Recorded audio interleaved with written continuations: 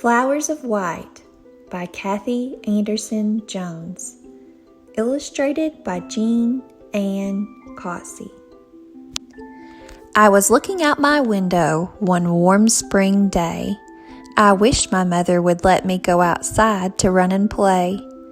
I noticed on my apple tree that there was something white. I had to go outside to see what had grown there in the night. I didn't see them yesterday.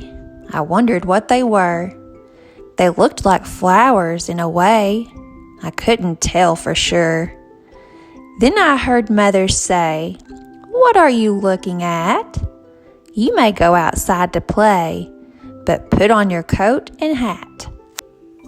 So then I ran into my room to put on my coat and hat. Then out of the house I did zoom with Fluffy, my gray cat. We ran up to the apple tree and climbed it like a tower. It was true. Now I could see our tree was growing flowers. They were as white as winter snow and beautiful to me. I wondered why they started to grow up in our apple tree. Fluffy and I both climbed down. We ran to the house with glee. We had to tell Mother that we had found flowers growing in our tree. When Mother found out, she wasn't surprised. She said it happens every spring. She said I wouldn't believe my eyes when apples those flowers would bring.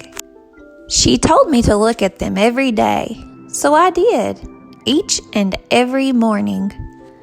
But then the wind blew them away without giving me a warning.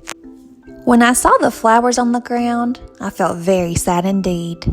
There would be no apples to be found this year on the apple tree. I bowed my head and started to cry. Then Mother came out to me. She gave me a hug and asked me why I was crying under the tree. I pointed to the flowers that fell and cried, "No apples there will be." Why she was smiling I couldn't tell, and then she whispered to me, "Climb up in the tree and you will find a surprise waiting for you. I bet the flowers left apples behind. Go up and see if it's true." When I climbed up in my apple tree, I couldn't believe my eyes. There were the littlest apples I ever did see. Boy, I was really surprised. They were so small and very green, so down to Mother I did call, "These are the greenest apples I've ever seen." She said they'd be ripe by fall. She said I could watch them grow. They'll need lots of rain and sun. But they will get big and red, I know. I couldn't wait until they were done. So every day I watched them grow. They started to turn red. It took them all summer, you know, but they were ripe, like Mother said. Soon I was picking them off the tree. My mouth was ready to crunch. But first I'd shine them on my knee.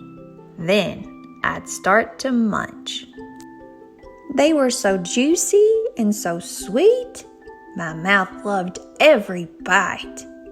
I had all the apples I could eat, thanks to those flowers of white.